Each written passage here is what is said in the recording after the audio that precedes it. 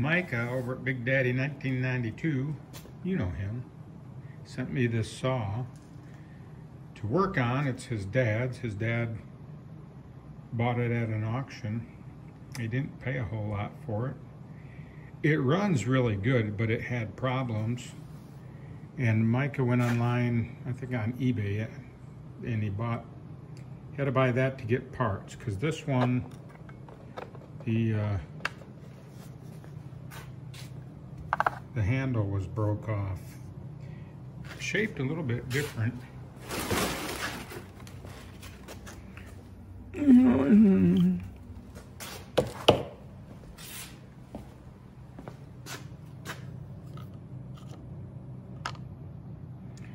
So you can see the direction that the original one went to.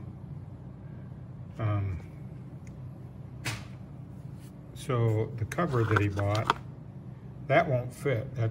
This is spaced wider, those holes, than these ones. Either that or it's the other way around.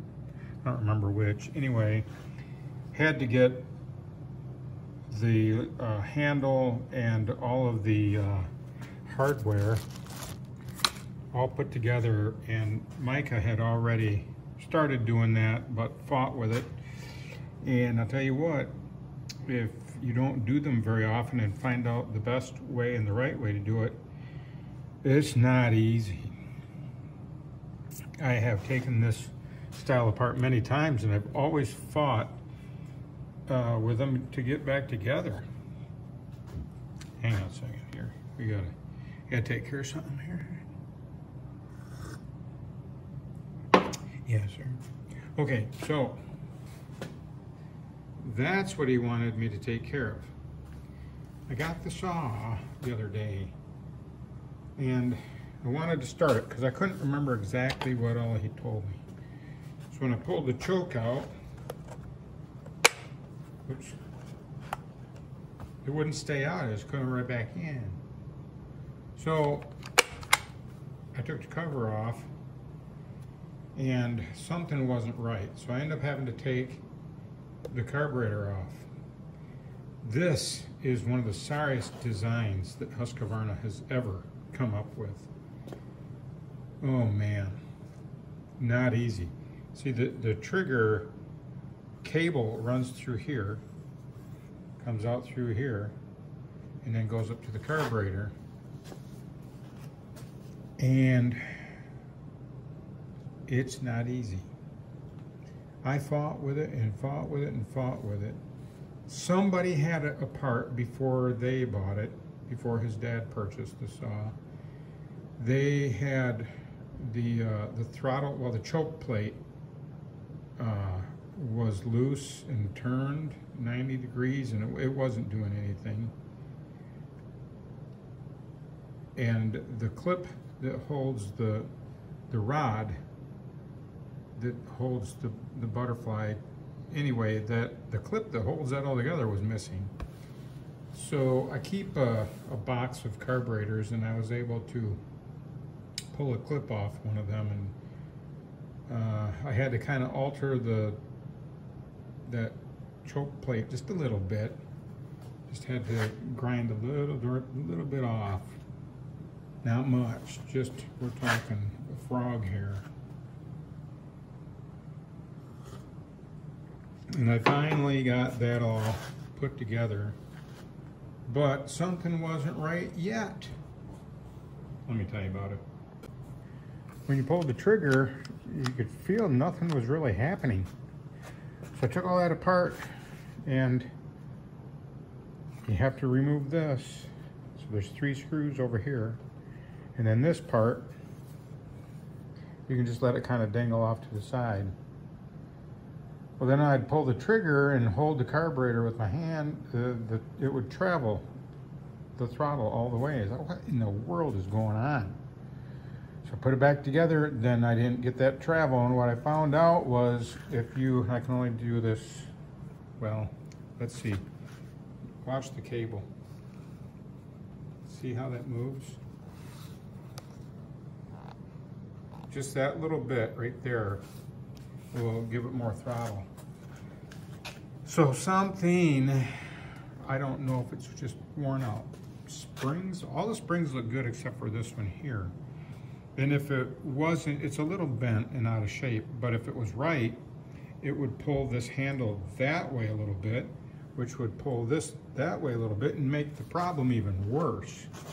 And I told Micah what you could, I didn't spell it out to him what I was thinking about, but if you could wedge something down in here to pull that back a little bit, and if you could make it stay, you'll get more throttle.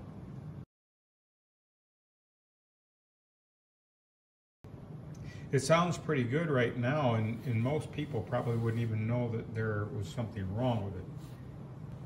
So I thought I'd mess around with something to wedge in here that's going to pull that back, because you know, I'm just not in the mood to be taking this haul apart again. Then the other thing is whoever had this before, they lost the original screws here. There's 4 of them, and they just went ahead and took like 2-inch screws and ran right down in there. So yep, fuel leaked out of these 2, and oil is leaking out of this one. I didn't get it fixed. What I did was threw those screws out, and I didn't have enough Husqvarna screws in there to match and whatnot, so I dug in my steel box and found some screws that would work.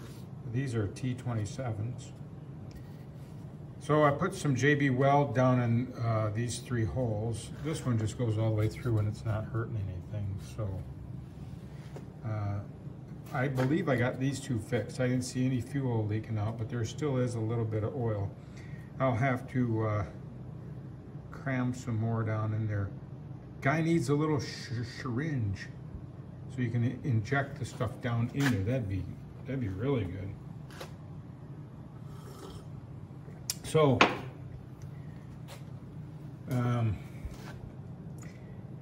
the saw is basically mostly usable, but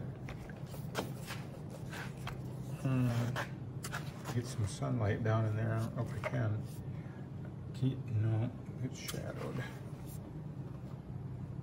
Look at that sprocket.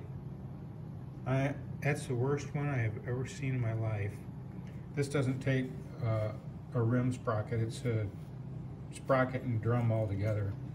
Micah found one on Amazon for like 10 bucks. And then I sent him a link for the adjuster screw, because that was missing. And I think there's a problem right here. That looks like it's been melted off or something. I think we can make it work though. And I sent him a link for that for about $8. And we will get this thing going. I'm telling you, this thing runs good though. It's an oldie. Then the other problem, putting this together, I've done these before, where you had to take all this apart and replace all these parts or whatever. If you don't know the right way to do it, this can be really difficult. And so whenever I've taken these apart, I thought you had to take this pin out right here. You don't have to take that pin out. You just take this, unscrew that screw, and those 2 bushing halves come out. Then you can just pull the whole handle off.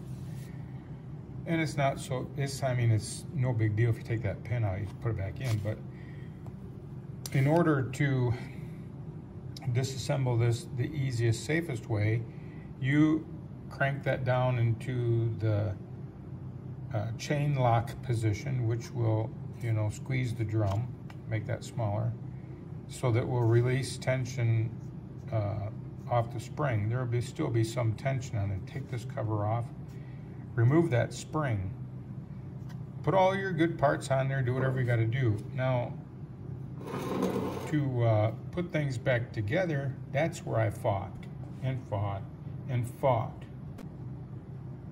Then I remembered to go to the YouTube University, and I seen a guy on there show the best way to do it. So once you put all your pieces in there, and you want to put this handle on, you need to then get it to go into the unlock position so that this is expanded. So how are you going to do that when you don't have a handle on there yet? Well, he showed on his video a tool that he made, and so I made one, and I think you could probably get one right from Husqvarna, I would imagine. So why do that when you can make one, right? Okay, so this is missing all its pieces, but you would put this pin through this hole, and then this other, the screw, is going to push on the mechanism and push it down in there, and it's going to open up that band and lock it into that position. Then you can just slide the handle right on and put your bushing halves in. Done. So that was pretty slick, and now I have a new tool. So that's what I did today, and I believe that's probably all on the Husqvarna 45.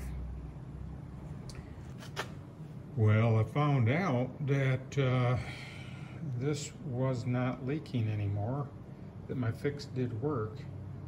The old cap was so warped it wouldn't seat right, so I went down to the hardware store and they had one for like $6, so I believe we're going to be good on that. So we will see you on the next video. Bye now.